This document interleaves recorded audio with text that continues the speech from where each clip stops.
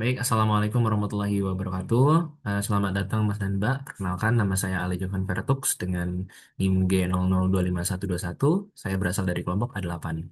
Dan pada kesempatan kali ini, saya akan menjelaskan terkait laporan praktikum di blok 2.2 dengan nanti ada dua tema.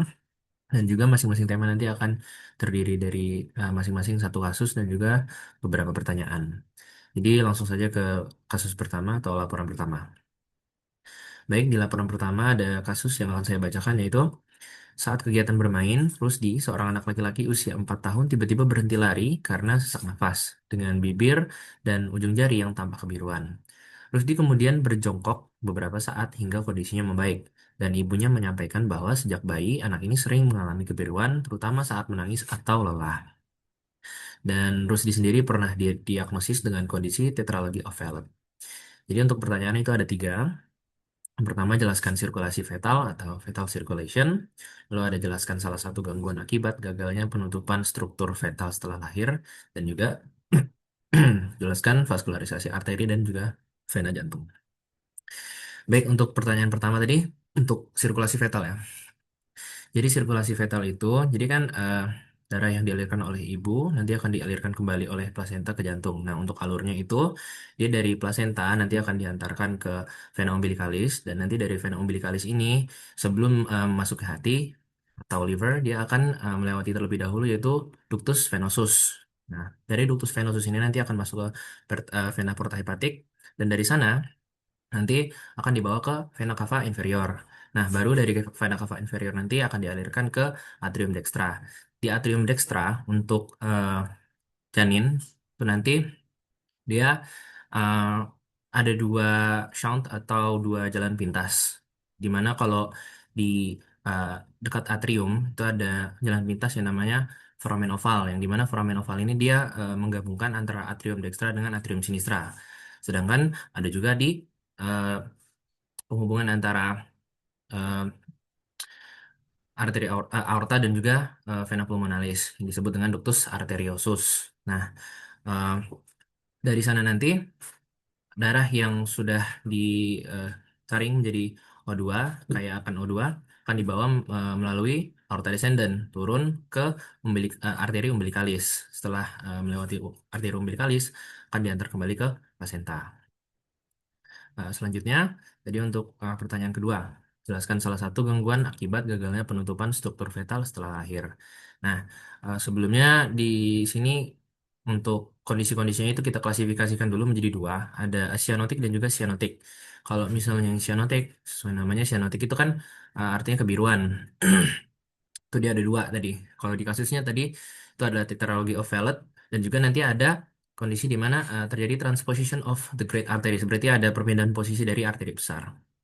Nah, kalau yang asianotik itu dia dibagi menjadi dua penyebabnya. Ada left to right shunts dan juga ada outflow obstruction. Kalau misalnya yang outflow obstruction ini dia biasanya kelainan yang disebabkan oleh adanya penyumbatan pada aliran keluar dan juga ada left to right shunts tadi. Left to right shunts ini biasanya dia kelainan pada eh, sisi jantung sebelah kiri ke kanan. Nah, dia terdiri dari tiga. Ada ventricular septal defect, yang dimana ventricular septal defect ini dia merupakan eh, adanya lubang abnormal pada septum yang ada di antara ventrikular atau lubang di septum ventricularis. Terus ada juga PDA atau persistent ductus arteriosus yang dimana ini merupakan kondisi ketika ductus arteriosusnya pada saat janin itu mengalami eh, gagal dia pokoknya gagal gagal berkembang setelah waktu 12 sampai 24 jam sehingga eh, ductus arteriosusnya itu dia terbuka. Nah, terus ada juga atrial septal defect atau ASD. Atrial septal defect ini dia sama seperti ventricular septal defect tadi, cuman letaknya itu di antara septum yang ada di yang membatasi atrial kanan dan atrial kiri.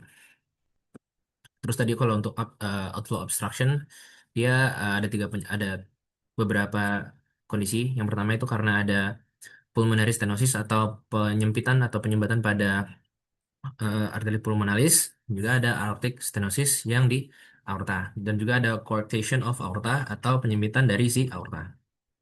Nah, kalau untuk yang pertama tadi di cyanotic ada tetralogy of Fallot dan juga termasuk di kasus ya. Tetralogy of Fallot ini dia merupakan kombinasi dari empat kelainan kongenital. yang dimana itu terdiri dari satu tadi ada ventricular septal defect, jadi ada lubang abnormal pada septum intraventrikular, dan juga nanti ada pulmonary valve stenosis, di mana ini adalah kondisi di mana terjadi penyempitan pulmonal valve sehingga nanti darah yang menuju paru-paru itu dia berkurang karena ada penyempitan tadi. Terus ada dextroposition of aorta, di mana sesuai namanya dextroposition, pergeseran aorta ke kanan mengikuti dari kondisi ventricular septal defect itu tadi. Kalau misal terjadi ventricular septal defect, jadi dia setelah terjadinya VSD. Terus ada right ventricular hypertrophy. Sesuai namanya berarti terjadi penebalan otot atau pembesaran pada otot ventrikal kanan akibat kerja jantung kanan yang terlalu berat dari kiri sehingga dapat menyebabkan gagal jantung pada janinnya. Terus ada juga dua jenis kelainan lain yaitu patent ductus arteriosus dan juga patent foramen oval. Di sini kalau patent ductus arteriosus itu berarti ductus arteriosusnya dia gagal berkembang untuk menjadi ligamentum arteriosum. Nah, kalau misalnya paten foramen oval, dia berarti gagalnya perkembangan foramen oval menjadi fossa ovalis. Kalau misalnya foramen oval ini, ketika dia gagal berkembang menjadi fossa ovalis, nanti ketika sang si janinnya itu sudah lahir, foramen ovalnya tetap terbuka, sehingga ini bisa menyebabkan darah kotor dari atrium kanan itu tetap bisa masuk ke atrium kiri, sehingga tercampur darah kotor dan darah bersih, gitu. Dan untuk pertanyaan ketiga, itu jelaskan vaskularisasi arteri dan juga vena jantung. Nah, untuk vaskularisasinya sendiri uh, dimulai dari arcus aorta ya. Nah, arcus aorta ini dia punya tiga cabang. Ada cabang truncus brachiocephalic dan juga ada carotis communis sinistra dan juga subclavia sinistra. Kalau misalnya yang truncus brachiocephalic dan juga subclavia sinistra ini, dia akan nanti memvaskularisasikan uh, ekstremitas atas. Nah, dimulai dari brachiocephalic trunk dulu. Jadi trunkus brachiocefalik ini dia akan menjadi dua cabang lagi, itu ada subclavia dextra dan juga carotis communis dextra, di mana masing-masing kalau yang subclavia dextra ini nanti dia akan bercabang menjadi axillary dextra, yang nanti dia akan bercabang lagi menjadi brachial dextra, nanti jadi radial dan ulnar dextra, terus nanti akan eh, bercabang lagi menjadi arteri-arteri yang ada di eh, tangan atau ekstremitas atas. Nah, kalau misalnya yang right common carotid atau carotis communis dextra, dia akan bercabang menjadi carotid eh, dextra eksternal dan internal, yang dimana nanti dia akan memvaskularisasikan pada bagian otak yang nanti vaskularisasinya menjadi bentuk dari arteri eh, arteri cerebral cerebral dextra anterior dan juga yang media dextra. Terus kalau misalnya yang carotis communis sinistra, dia akan bercabang menjadi dua. Jadi eh, carotis internal sinistra dan juga yang eksternal. Dan nanti dia juga akan memvaskularisasi pada bagian otak, yang dimana dia untuk bagian otak anterior sinistra dan juga sinistra media. Terus untuk yang subclavia sinistra, nanti dia akan memvaskularisasi bercabang menjadi dua, yaitu axillary sinistra dan juga ada eh, vertebral sinistra. Dan untuk yang subclavia kanan juga tadi ada eh, vertebral dextra untuk yang vertebralis. Nah, dari kedua arteri vertebral ini nanti dia akan bercabang menjadi satu eh, percabangan yaitu basilar yang nanti akan memvaskularisasikan pada bagian posterior dari cerebral dan juga posterior dextra dan juga posterior sinistra dari cerebral. Lanjut ke aorta abdominal. Nah, di sini aorta abdominal itu dia dibagi menjadi dua percabangan. Ada iliaca communis yang dextra dan juga iliaca communis sinistra. Kalau misalnya yang iliaca communis dextra ini dia dibagi menjadi dua percabangan lagi. Ada yang eh, internal iliaca dextra dan juga iliaca eksternal dextra. Dia ada yang internal dan eksternal. Kalau yang eksternal nanti dia akan bercabang lebih jauh menjadi femoral dextra, di mana nanti femoral dextra dia akan eh, bercabang lagi menjadi popliteal dextra. Nah, dari popliteal dextra nanti dia akan bercabang menjadi dua. Ada tibialis anterior dextra dan tibialis posterior dextra. Dia ada anterior dan posterior. Nah, dari yang anterior dulu, anterior eh, tibial dextra ini nanti dia akan bercabang menjadi beberapa bagian. Ada yang dari eh, eh, arteri dorsal dextra menjadi arteri arcuata dextra, dan juga ada metatarsal dorsal dextra dan juga eh, digital dorsal dextra. Lalu dari pada bagian posterior tadi dia bercabang menjadi dua, menjadi dari dextra juga tadi ada cabang pada bagian dorsal arteri menjadi bagian eh, arteri plantar lateral dextra, dan juga ada yang arteri medial plantar dextra. Nah, dari yang lateral tadi dia bercabang menjadi arteri plantar arcus dextra, arcus plantar dextra, dan juga menjadi metatarsal plantar dextra, dan diakhiri nanti di percabangan plantar digital dextra. Nah, lanjut lagi ke abdominal dextra. Jadi, sorry, dari abdominal aorta juga dia nanti punya percabangan visceral dan parietal. Nah, kalau misalnya yang percabangan parietal dia dibagi menjadi tiga, yaitu ada uh, Frenica inferior, lumbar, dan juga ada medial sakral. Nah, kalau misalnya pada bagian visceral itu dia dimulai dari trunkus ciliacus dulu, di mana dia dibagi menjadi tiga, ada gastrik sinistra, splenica, dan juga hepatica communis. Nah, dari splenica nanti dia dibentuk menjadi tiga percobaan lagi. Ada gastroepiploica sinistra, ada pankreatika, dan juga short gastric.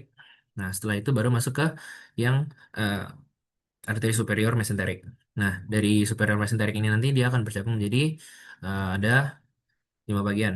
Ada pankreatika duodenal inferior, terus ada arteri jejunal, iliakokolika, iliokolika, terus ada kolika dextra dan juga kolika media. Nah, lalu nanti dari situ akan memvaskularisasi pada bagian suprarenal, renal, gonadal, dan juga eh, inferior mesenteric. Yang dimana inferior mesenterica ini dia akan bercabang menjadi tiga. Ada kolika sinistra, sigmoid, dan juga eh, superior rektal. Oke, di sini selanjutnya ada untuk ini ya, drainase vena. Kalau untuk vena sendiri, ya dari bawah kan, dimulai dari untuk yang atas ya, untuk ekstremitas atas itu dimulai dari eh, vena digitalis dorsal dextra menjadi ke atas itu ke arah metakarpal dorsal yang dextra, terus ke pada bagian dorsal venous network of the hand dextra. Lalu nanti dia akan bercabang menjadi dua arah antara dia ke yang cephalika accessoria dextra dan bisa juga ke cephalika dextra dan juga cephalika basilica dextra. Nah, nanti dia akan berakhir ke subclavia dextra dan juga eh, nanti dilanjutkan ke brachiosefalik baru ke vena cava superior untuk dibawa ke jantung. Nah, untuk vena cava inferior sendiri, dia itu akan menerima darah atau drainase dari beberapa organ, yaitu dari organ ekstremitas inferior, dari sirkulasi porta hepatis, terus ada frenica inferior, dari ginjal, terus ada pada bagian atas ginjal atau suprarenal, gonadal, dan juga lumbal. Nah, di vena cava inferior ini juga ada valvula atau katup gitu namanya valvula venae cava inferiores atau biasa disebut dengan valvula Eustachii. Nah, terus untuk vena sendiri dia punya sistem azigos ya atau vena-vena azigos di mana dia dibagi menjadi tiga, ada vena azigos, vena hemiazigos, dan juga ada vena hemiazigos yang aksesoria. Nah, vena azigos ini dia eh, ada di bagian dextra columna vertebralis dan dia ini nanti akan menghubungkan eh, SVC dan IVC. Nah, kalau misalnya vena hemiazygos, dia nanti letaknya di bagian sinistra dari kolumna vertebralis pars inferior. Dan untuk vena hemiazygos aksesoria, dia di bagian sinistra kolumna vertebralis yang pars superior. Oke, masuk ke laporan kedua. Untuk kasusnya ini adalah Saat musim hujan, Badi mengeluhkan bahwa dia mengalami hidung tersumbat yang berlangsung beberapa hari dan disertai dengan nyeri pada daerah pipi yang memberat pada saat menunduk. Ia juga merasakan lendir kental mengalir ke tenggorokan. Dan pada saat pemeriksaan, dokter mencurigai adanya peradangan pada sinus maxillaris yang berkaitan dengan gangguan drainase di meatus nasi medius. Untuk pertanyaannya ada tiga. Jelaskan sinus-sinus paranasal yang terdapat pada hidung beserta fungsinya, dan juga sebutkan pembagian meatus nasi dan lubang muara drainasenya masing-masing sinus. Dan jelaskan mengapa sinus maxillaris itu dia lebih sering mengalami sinusitis dibandingkan sinus lainnya. Oke, eh, masuk ke pertanyaan penjelasan pertama untuk nomor satu tadi. Nah, eh, jadi sinus paranasal itu dia terdiri dari 4 pasang rongga udara di sekitar hidung ya. Ada sinus maxillaris tadi atau yang biasa disebut dengan antrum haimori. Terus ada sinus frontalis yang nanti dia ada di dekat atau di daerah dahi. Terus ada sinus ethmoidalis. Dia ada bagian selula ethmoidalis anterior dan juga posterior. Terus nanti ada sphenoidalis yang dia letaknya lebih dalam. Nah, kalau untuk fungsi-fungsi dari masing-masing sinus ini dia eh, pokoknya ada untuk meringankan berat tulang tengkorak tuh untuk sinus maxillaris, terus dia berfungsi sebagai untuk resonansi suara dan juga untuk membantu melembabkan dan menghangatkan udara yang nanti dihirup untuk masuk gitu. Nah, untuk pembagian eh, meatus nasi dan drainase sinusnya itu dia dilihat dari dinding lateral ya. Pada dinding lateral kavum nasi itu nanti dia terdapat 3 lengkungan tulang yang disebut dengan muka, ada yang superior, media, dan juga inferior. Yang nanti dia akan membagi rongga menjadi 4 saluran udara atau meatus, mana masing-masing sinusnya itu bermuara pada lokasi tertentu. Ada yang dari eh, sinus frontalis, sinus maxillaris, dan juga sinus ethmoidalis anterior yang akan bermuara ke meatus nasi media. Nah, selula ethmoidalis posterior nanti dia akan bermuara ke meatus nasi superior. Sedangkan kalau misalnya yang sinus sphenoidalis, nanti dia akan bermuara ke recessus sphenoethmoidalis yang tadi. Dan terakhir, itu ada ductus nasolacrimalis yang nanti dia akan bermuara ke meatus nasi inferior. Terus untuk menjawab tadi ya, kenapa sinus maxillaris itu dia paling sering mengalami peradangan? Jadi sebenarnya untuk sinus maxillaris sendiri dia alasan utamanya karena si sinus maxillaris ini dia lokasinya itu eh, lubang drainasenya atau ostiumnya itu dia terletak lebih tinggi daripada rongga sinus. Nah, karena dia lebih tinggi dari rongga sinus, dia jadi bisa menyebabkan drainase cairan itu harus melawan gaya gravitasi. Nah, karena dia harus melawan gaya gravitasi, dia jadi kayak lebih rentan untuk terjadi infeksi atau sumbatan di meatus nasi media. Sehingga nanti cairannya akan mudah tertumpuk di dalam sinus maxillaris dan memicu sinusitis di sana.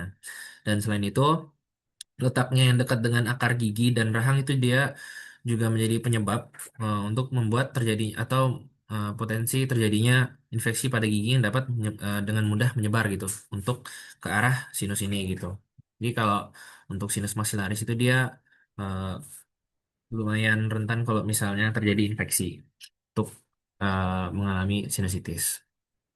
Baik, jadi untuk penjelasan materi yang sudah saya sampaikan sudah selesai. Mohon maaf apabila ada salah kata ataupun kesalahan dalam pengejaan. Terima kasih. Terima kasih sebelumnya Mas dan Mbak. Saya izin pamit. Wassalamualaikum warahmatullahi wabarakatuh.